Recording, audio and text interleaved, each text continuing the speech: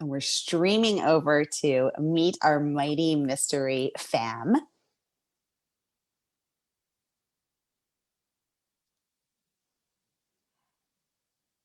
And it looks like we are live. Welcome, mighty mystery friends. I'm your on-air host, Sara DiVello, and I am thrilled, pun intended, to be hosting the incredible Nadine Matheson all the way live from London today to tell us about her brand new book, The Jigsaw Man. Nadine, welcome to Mighty Mysteries. Tell us about your book. So firstly, thank you for having me. And The Jigsaw Man is firstly set in London, southeast London, and it starts when body parts are found on the riverbanks of the River Thames. I know, absolutely graphic. And my inspector, Detective Inspector Angelica Henley, she's sent to investigate. Along the way, she meets her new partner, which she's not too thrilled to have, and they go to the River Thames and they find these body parts. And she realizes that the murder matches the MO of a serial killer called Peter Olivier, aka the Jigsaw Man. But the problem is he's serving a life sentence in prison. So she discovers that she's got a copycat she needs to deal with. And then also, Peter Olivier, he doesn't take too kindly to knowing there's a copycat out there. So he escapes from prison. So Detective Inspector, she has to investigate not one, but two serial killers. And that is the story of the Jigsaw Man. Oh my God, Nadine, I'm sweating. I'm sweating. This is so exciting. And the praise that you have earned with this book is absolutely incredible. Congratulations. I want to share some of those incredible words of praise. But first, I just want to welcome everyone on Facebook, our wonderful community and audience there. Welcome, everybody. If you've been here before, you know how it works. And if you're new, welcome. We're so thrilled to host you. My partner in crime, pun intended, Margaret Pinard, my fellow Mighty Blaze author, Margaret Pinard, is helping me produce this show. So thank you so much, Margaret. And Margaret actually specializes in writing English and Scottish novels. So this is her old stomping grounds to host you from London, Nadine. So welcome everybody. And if you know how this works, so if you have any questions for Nadine, just go ahead and type them in the comment box and we will get them right over to her. So this is your chance to have access to our incredible author and to ask her about her book, her writing process, anything that you would like to know about the Jigsaw Man. We give you access to our featured author. So go ahead and start to ask your wonderful mystery and thriller questions. Now, I know it always takes me a moment to think of my brilliant questions, and usually it's 3 a.m. the next day. So, but while you're thinking, I'm going to just share a few words of praise because you guys, this book is just blowing it up. So Booklist raves that this is expertly depicted, a heart-pounding work of suspense. Wow, high praise from Booklist. Tammy Hogue, the New York Times #1 best-selling author of The Boy, raves, buckle up, readers. From the first scene, Nadine Matheson takes us on a heart-pounding roller coaster ride from the aftermath of a grisly crime to the hunt for a mad genius. The Jigsaw Man will take your breath away again and again. In Detective Inspector Henley, Matheson has given us a smart, modern heroine. I hope this is only the first of many adventures for her. Tammy saying what we're all thinking, amazing. JT Ellison, who's coming on the show, says, I love a good cat and mouse between a detective and a killer, and Nadine Matheson's thriller debut, The Jigsaw Man, fits that bill. The relationship between Angela Henley and Peter Olivier is perfectly creepy, not to mention Olivier's freaky copycat slaughtering his way through London. From the shocking opening to the explosive ending, I couldn't look away. The chilling storyline, intense characters, vivid prose, and unflinching crime scenes make Matheson the heir apparent to Mo Hader and Thomas Harris. This is smashing. Oh my gosh, I could go on and on because the praise just keeps coming. But Nadine, let's pause there because I want to ask you, how do you craft a, quote, expertly depicted heart-pounding work of suspense? How'd you do it? Firstly, I didn't know I had. I didn't know I had until I got the praise. You did. Yeah, I did. And the praise is completely blown me away, the reviews that I've got so far. But in terms of crafting the story, I'm very much a planner. So I planned this book. But I didn't plan for all the twists and turns that have materialized throughout the story. They just kind of happened organically. And Peter Olivier, my serial killer, he wasn't even supposed to be such a prominent part of the story initially. He was just more like a device just to keep the copycat story going. But it just turned out that everyone loves him. Because everyone loved him. I thought, okay, now, which was a bit strange to me. I'm not thinking everyone likes this serial killer, but fine. But I thought, okay, I'll bring more of him in there. So there's a lot more scenes with Olivier. How did you write a serial killer that people like? That's crazy and amazing. I don't know.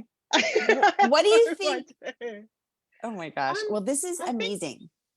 I think with Olivier, he's one thing I wanted him to be was charming. So I wanted him to have that manipulative quality about him. So he has a way of drawing people in, whether it's Henley in a very strange way or his victims. So that was the way I could make him likable, making him charismatic. Because he's not traditionally, in my head, he's not traditionally handsome, but he has that way about him. People always say, there's just something about him I can't put my finger on. So Olivier's definitely got that quality, but he's vicious. He's very, very vicious. Yikes. Oh my gosh. And I am getting such a Silence of the Lambs vibes. And I am not the only one. Several of your reviews have referenced that you are bringing that energy, you are bringing those vibes, you are living up to that incredibly high standard. So congratulations. This is so great. Thank you. I just want to welcome everybody. Patricia, welcome back. Welcome Gail. She's saying happy rainy day Tuesday, and in London snowy day Tuesday, and this is giving us tons of hearts up. Lisa Barr, one of our wonderful Mighty Blaze authors, tuning in, sending her love, giving us hearts. Margaret is saying you are a planner, but something surprised you. Can you tell us more about that? I'm curious too. The murders. The murders actually surprised me, because I was probably being a bit pretentious in the beginning when I started writing the book. I thought I don't want it to be too gratuitous. I don't want it to be blood and guts on every single page. But when I wrote the murder scenes, there's not many of them, but when I did write the murder scenes, I think I was surprised as to how far I could take it in terms of them being, well, quite gruesome and quite horrific. So that was the surprise for me. I didn't plan for that, because I thought I want it to be a little bit tame, but end of the day, it's a serial killer, so you don't really want it to be tame. And you have earned praise for your depiction of crime scenes. So I know myself as a writer, I struggle to depict things that are either very emotional or very violent in a way that doesn't feel overblown or cheesy or, too horrific, but you want to get that the real essence of it across. But it's hard when you're writing about things not to be overblown. How did you manage that, Nadine?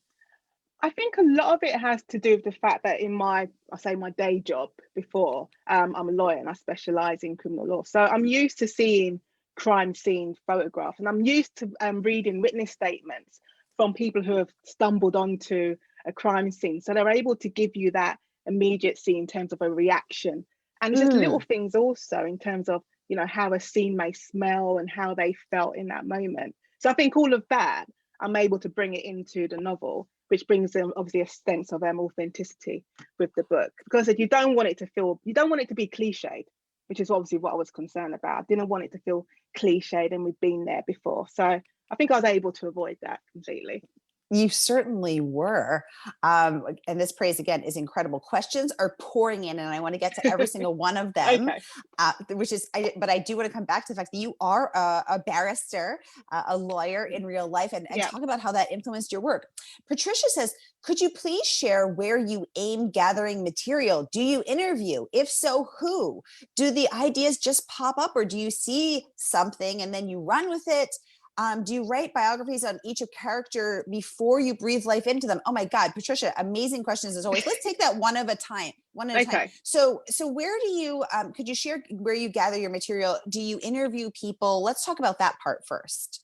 No, I didn't interview anybody. I mean, obviously from my work, I've been working in criminal law for nearly 20 years now. So I have a lot of background material in terms of the cases I've worked on and the people I've represented. So probably traits of those people's and bits of the cases have seeped into my work, but I've never represented a serial killer, so I have no idea how a serial killer thinks or how they would function, but I have worked on murder cases before. So a Mm. lot of that I use as my background material.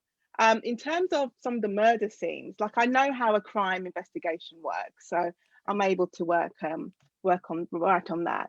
But in terms of the gruesome side of it, like how a body decomposes and things like that, there was a lot of Google searches. So yeah, my Google histories are very disturbing. But Your I your also spoke. Google your Google searches are triggering some sort of watch list There somewhere, must Nadine. be.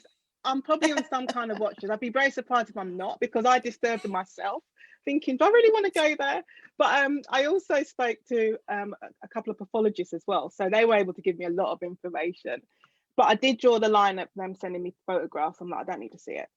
I'm quite fine. You can just explain it to me. So that's where I was in terms of research.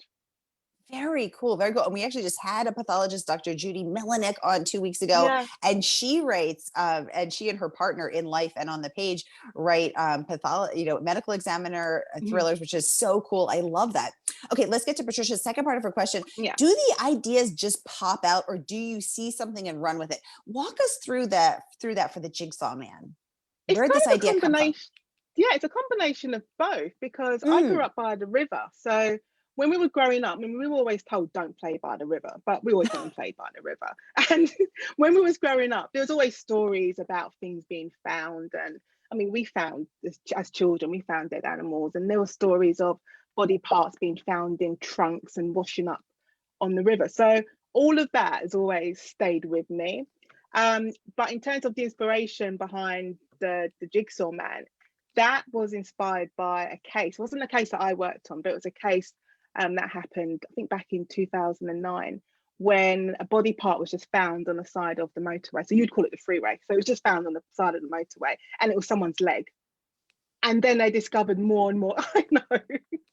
Just a This poor leg. guy. Just a Yeah. leg, just a leg with the foot attached.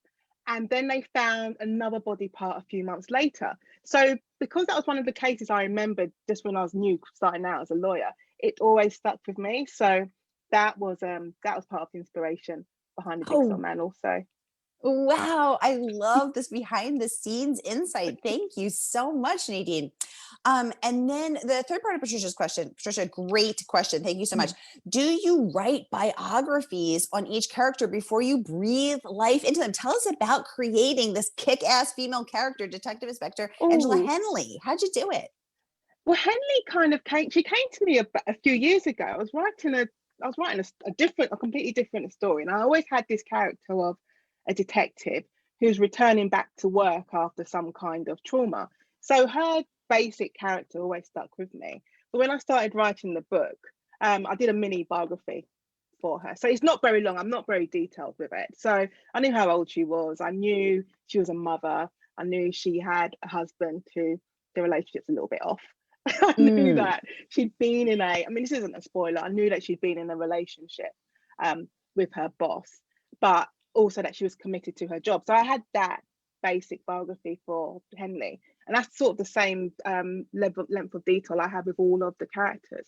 But it's only when I'm doing the edits, so when I'm doing another big edit and I'm rewriting that, I discover more about them, and then their biography grows. So even now, when I've written book 2 in the series, I'm finding more about Henley the more I write about her, and also with her partner on the job, Ramuta, the same thing. I'm discovering more things about him the more story that I write. Very cool. I absolutely love that. And I have to ask, what did Olivier's biography say? Was it charming serial killer? And I think Olivier's biography was literally serial killer, women love him, he's on a mission, and literally that was it. And I knew he was tall, but that was the extent of his biography. But also that he had there's a very odd relationship that he has with Henley. They kind of feed off each other, even though Henley would never admit that, but they do kind of feed off each other. And Olivier loves that. Ooh, oh my God, Nadine, this sounds so fantastic. I'm so excited. Margaret saying not traditionally handsome, but there's something about him. Sounds like the reports of Ted Bundy. Eep. Ted Bundy. Eep. Oh my gosh, I love it.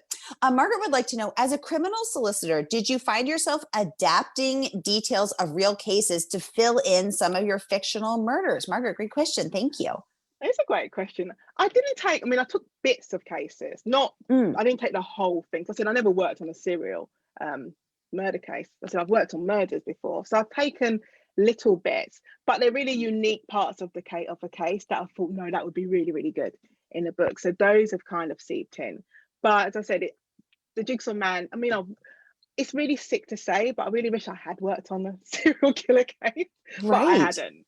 But I said, all that experience I've got over the years of working with different clients, I said, in different cases, I said, all that has influenced the writing, definitely. Amazing. Patricia would like to know, did you choose your genre or did it choose you? Oh my God, I love that. I think it chose me, and I think I was running away from it for a little while. I kept thinking, you work in crime, you're surrounded by crime. You don't want to write crime. Write something else. And I did write other stuff before, like just contemporary fiction, and I wrote sci-fi. But crime's always been the genre that's called me, and it's been the subject I've been reading since I was probably like 13, 14 years old. Maybe when I shouldn't even have been reading the sort of books I was reading. but I've always loved crime and crime fiction. So there came a point when I couldn't run away from it anymore. And I think it's also when you have a story inside of you and it's dying to get out, it will find a way to get out. So this Jigsaw Man story, it had to come out. Oh, I love that. I love that. And clearly, I think it did choose you, because here you find you've worked in crime both as a lawyer and now as a writer. Patricia, a follow-up question: when you approached agents, did you say crime or did you say mystery? Another great question. How did you pitch it? I think I just pitched it was just pitched as crime. I didn't think I pitched it as mystery, and it was pitched as a traditional police procedural where an inspector has to catch a copycat. And also I think the twist is that there's also the serial killers out there, the original killers out there chasing the copycat. So that was the twist, but it was always just pitched as a crime novel. Very cool. Very cool. Another question: what do you enjoy reading? Ooh, good question. Crime. Yeah, what do you? I love reading crime. Those who know me know I also love reading comic books as well, so I have that. But generally, my first go-to is crime. Great. And are you reading anything you're especially loving right now? I'm reading a friend's book at the moment, which is not out until May. Patricia Marquez. I'm reading The Colours of Death, which is her book coming out in May. What else am I reading? And I'm going to start reading Girl A. That's next on my list by Abigail Dean. Very cool. Very cool. Mary saying she's reading the Jigsaw Man now, and she said it is so good. She is loving every single page. Yay, Mary. We're so glad you're enjoying it. Thanks so much for joining us. Patricia said, I've been so lucky to have spoken to many detectives and even mob family members as I research my book. Oh, wow. However, very cool, Patricia. She said, however, how would you suggest approaching someone who has access to information that the general public usually does not, so a criminal attorney wouldn't think that she's a nut? Good question. God, that's a really good question. I think my advice is simply just to ask. Ask the question, explain the context in which you're asking why you're doing it. You're not just a crazy fan. There's got to be a reason for it. And I found that even when writing this book, that even if you just send me an email, explain what you're doing, that people are really, really helpful. And if they can't help you themselves, they're able to direct you to someone who can. So I think just ask. It never hurts to ask. Oh, great question and great answer. Thank you both.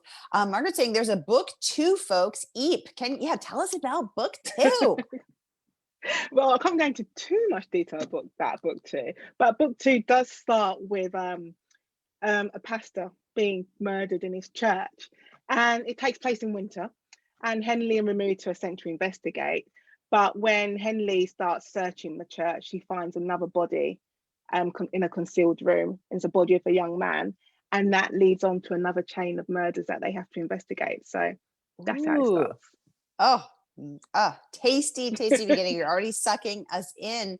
I love this question again from Patricia. Do you believe that this interesting, strong, beautiful woman contains glimpses of yourself within? Yes. Tell us about your influence on Oh Henley. Is she you? no, God no. I think she's got a few. She's definitely got a few issues, but I think or more than a few. But I think similar to me is that she has a stubborn streak, so she's not very good at people telling her what to do. So Mm, she will just keep on going, and sometimes that can be to her detriment. But also, it gives her this laser-like focus. So when she says she's going to do something, she's going to do it. So me and her definitely share that quality. oh, I love that. Mary Weber O'Malley says, I am a huge fan of Steve Kavanaugh and I am loving your book as much as Thank his. you. Yay. Oh, wonderful. Mary's also one of our amazing team members here. And an independent bookstore, Maven. Mary, thank you so much. Margaret said, how important was the element of justice to you as you wrote or when you revised? No spoilers, please.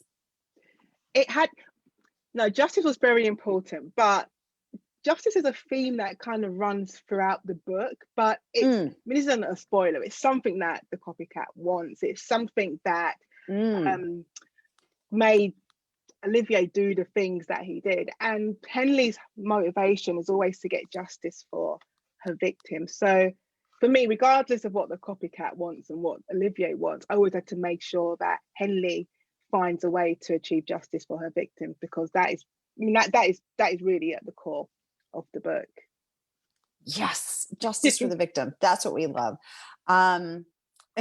Perfect. Patricia's saying me too. And my beta group looked at me shocked, thinking that I'd written a children's book, not a crime book. Children's a crime. That's a big, that is a big mistake there That to is definitely make. a big mistake.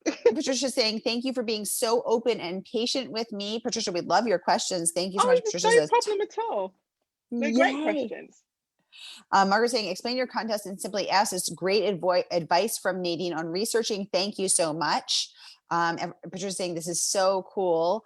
We appreciate all these comments. I'm just making sure I didn't miss any because these are pouring in. These are fantastic.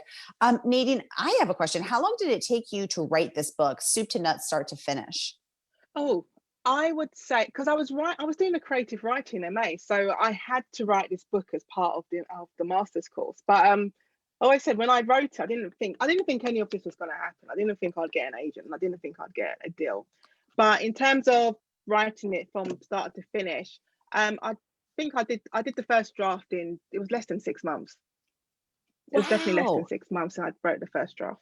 And then I Um, must have spent another 6 weeks, or yeah, another 6 weeks or 2 months, reworking it, editing it, and then it was, once I'd finished the course, then it was sent off to agents.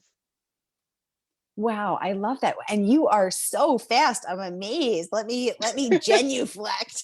Thank you. That is truly incredible. I want to switch back and just share a few more words Yeah. of praise, because you guys, the praise that this book has earned is amazing. Hank Phillippe Ryan, 38-time Emmy Award winner who was on the show in I August, says, know. elegantly grim and irresistibly gruesome. Hank, I love that. She said, I could not turn the pages fast enough. The talented Nadine Matheson skillfully balances complex characters with a relentless story. This is a page turner of the highest order. Not since Silence of the Lambs has there been such an excruciatingly chilling villain playing high stakes cat and mouse with such a tenacious and relatable sleuth. Standing ovation for the Jigsaw Man. Wow, incredible praise again Thank from you. this multiple award winner of the Yeah. Agatha, the Anthony. She's won every award, sometimes multiple times, in addition to her 38 Emmys as in her as an investigative journalist. I don't know when this woman sleeps. She is a goddess. But I love that how she describes that elegantly grim and irresistibly gruesome. And she talks about creating a complex character, which you also referenced. Yeah, That Henley has, an interesting marriage. She's had a relationship she with her does. boss. Was it hard for you to create a complex character? Did you want her to be perfect, and how did No, you do that?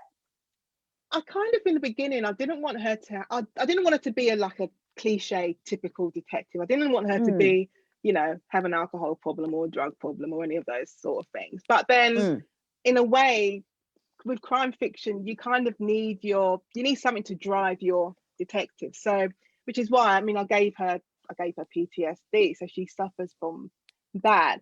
But it's mm, something that she's in denial about.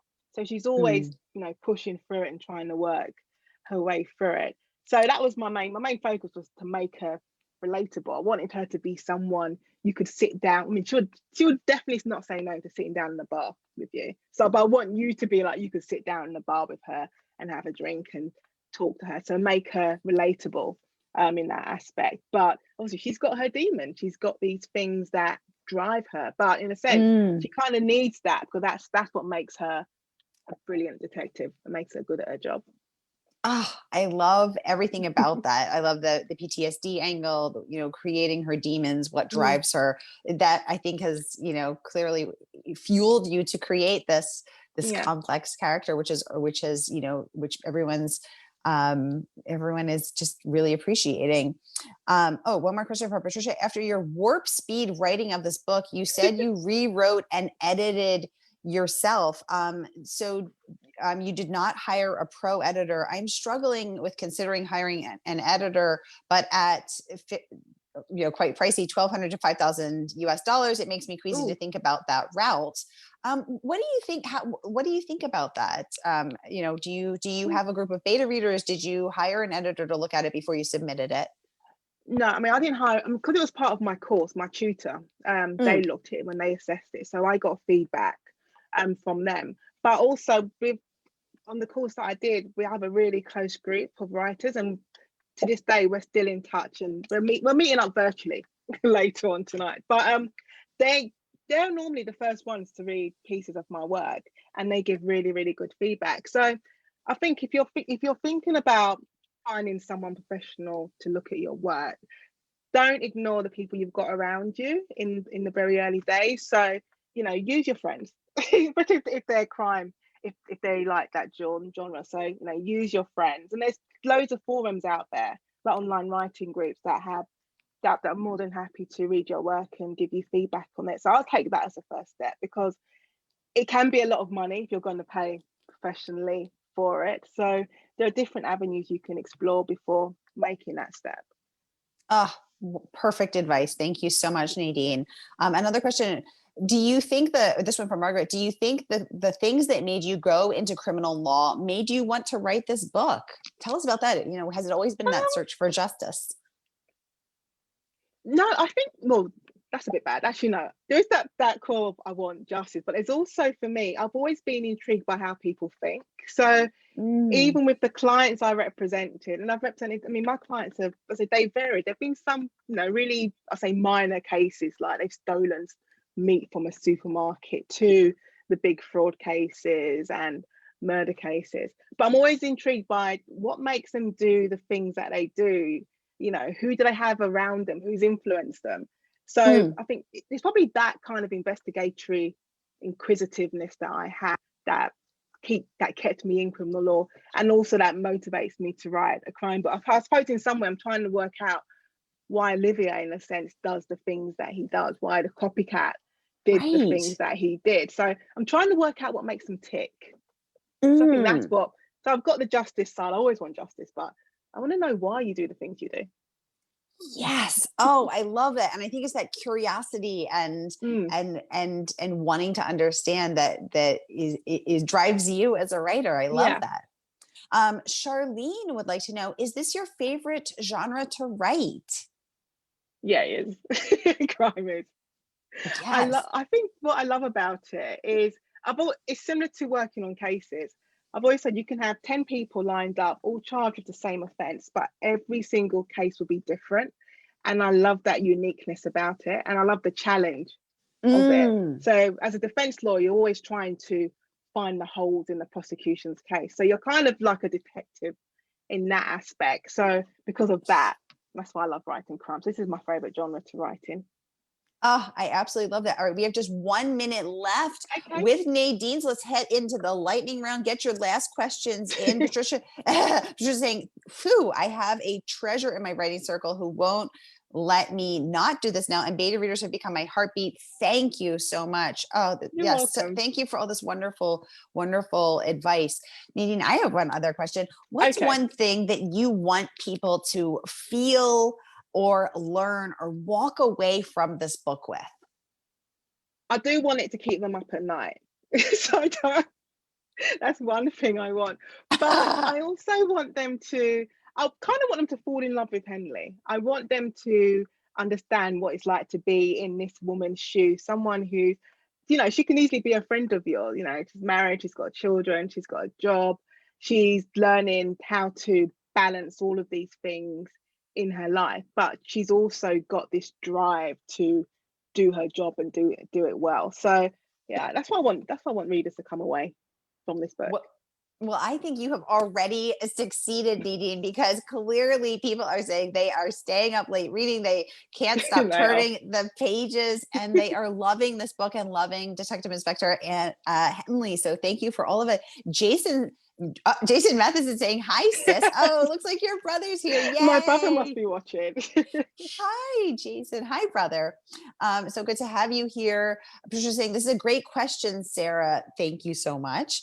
And I love that you described that you want people to fall in love with Henley, and because you've written her in a way that clearly you love her. And so, and I think that comes across on the page, and I know that we all will and are as well. So that sounds like a perfect note to end on. Nadine, thank you for joining us all the way live from London today. Everybody, buy the Jigsaw Man today. We have a special partnership with bookshop.org, which supports independent bookstores. Tragically, one per week has gone out of business around the world since the pandemic descended. We need to have bookstores to browse the shelves and smell the pages and buy the books when we come out of this. Margaret is posting the link to buy that through bookshop.org, and reminding everyone not to sign up for our newsletter so you can see about everything else. Ellen is saying, well done, Nadine. Charlene giving you major clapping hands. Margaret saying a big thank you to my producer in crime, my producer and partner in crime, Margaret, saying a big thank you to our mighty mystery featured guest, Nadine Matheson. Jason clapping. We have loved having you here, Nadine. You have been such a delight. Thank you for your transparency. Thank you for your authenticity. Thank you for your presence. And thank you most of all for this incredible book. Congratulations on the Jigsaw Man. Thank you so much. Honestly, I've had a great time being here today. So thank you for having me. And please come back when book number 2 is out, because we would love to hear. We want to see where Detective Henley goes next, and we want to hear it straight from you. I'll definitely be back. Thanks so much for joining us on Mighty Mysteries, and we'll see you next time. Nadine, thank you so much. Thank you.